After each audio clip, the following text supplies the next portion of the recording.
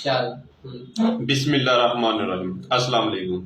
اچھا، میں آج آپ لوگوں سے جو بات کرنے جا رہا ہوں وہ میری بات ہے کہ آج کل لوگوں کا یہ کنسیپٹ ہوتا ہے جی میٹھا نہیں کھانا، چینی کا استعمال کم کرنا ہے۔ اکثر میں نے دیکھا میرے کولیگ ہیں، سینئرز ہیں، ڈاکٹرز ہیں، ان کو شوگر نہیں ہوتی، اس کے باوجود وہ کہتے ہیں جی میرے لیے آپ نے چائے لے کے آنی ہے، پھیکی چائے لے کے آنی ہے۔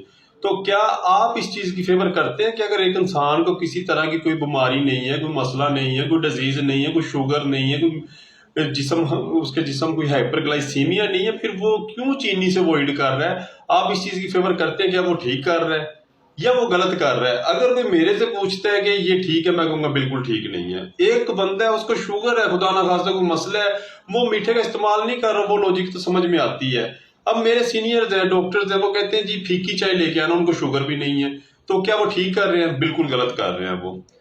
ایک میں یہاں پہ ایک چھوٹی سی مثال آپ لوگوں کو دینا چاہ رہا ہوں۔ جیسا کہ ایک بندہ وہ اپنی روٹین کے کھانے پینے سے میٹھے کا استعمال ہی نکال دیتا ہے، میٹھا ہی استعمال نہیں کرتا، تو اس کا جسم اس چیز کے لیے سینسٹیو ہوتا جاتا ہے۔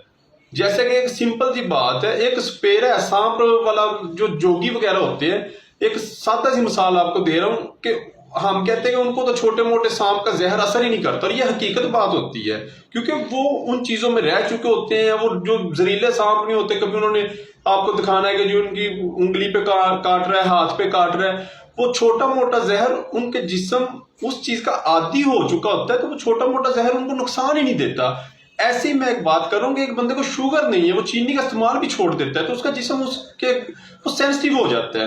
اگر ایک بندہ میٹھے کا استعمال، اللہ تعالیٰ کی دی ہوئی نعمتوں کا استعمال، جس میں فروٹس ہیں، میٹھی چیزیں ہیں، کھٹی چیزیں ہیں، نمکین چیزیں، وہ ساری استعمال کرتا رہے، تو جسم ان ساری چیزوں کو کنزیوم کرنے کا عادی ہو جاتا ہے، ان کو ٹولریٹ کرتا ہے، برداشت کرتا ہے۔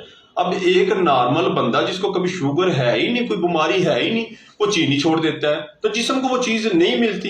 جب کبھی آن آف میں اس بندے سے بد پرہیزی ہو جائے، زیادہ میٹھا کھا لے، تو جسم کہتا ہے کہ یہ تو بالکل ایک نئی چیز ہے، کیونکہ وہ اس چیز کا عادی نہیں ہوا ہوتا، تو وہ بالکل اس کے اگینسٹ چلنا شروع ہو جاتا ہے، زیادہ میٹھا لے لے۔ تو ایسے لوگوں کو جن کو میں شوگر نہیں ہے اور وہ چینی کا استعمال بالکل کم کر دیتے ہیں، چھوڑ دیتے ہیں، تو میں کہوں گا کہ وہ غلط کر رہے ہیں۔ وہ خود کو جب بھی کبھی اپنی روٹین سے ہٹ کے میٹھے کے استعمال کی طرف آتے ہیں تو ان میں شوگر ہونے کے چانسز زیادہ ہوتے ہیں۔ یہ ویڈیو بنانے کا مقصد صرف یہ ہے، اپنی نارمل روٹین میں یہ نہیں کہتا کہ بہت زیادہ استعمال کرو، ایک بالکل معقول مقدار میں آپ میٹھا بھی کھائیں، فروٹس بھی کھائیں، سبزیاں بھی کھائیں، گوشت بھی کھائیں، فش بھی کھائیں، جو اللہ تعالیٰ کی نعمتیں ساری استعمال کریں۔ اللہ تعالیٰ نے کوئی بھی ایسی چیز نہیں کہ جو جاتی ہے آپ کے جسم کے اگینسٹ چلنا شروع ہو جائے۔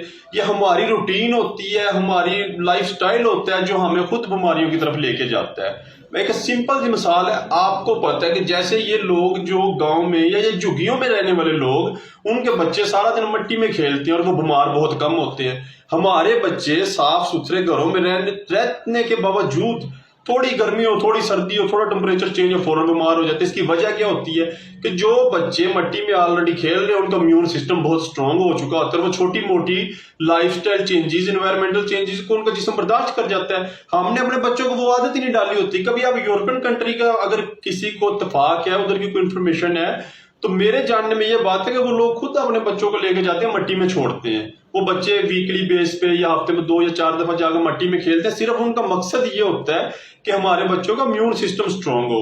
تو میرے کہنے کا مقصد یہ ہے کہ ہم اپنے جسم کو اتنا سینسٹیو، اتنا نازک نہ بنائیں کہ ہمیں کوئی بیماری نہیں اور ہم خود سے یہ چینی نہیں کھانی، یہ نہیں کھانا، وہ نہیں کھانا، ان چیزوں سے اوائڈ کرنے لگ جائیں۔ ہر چیز کا استعمال کریں، ہر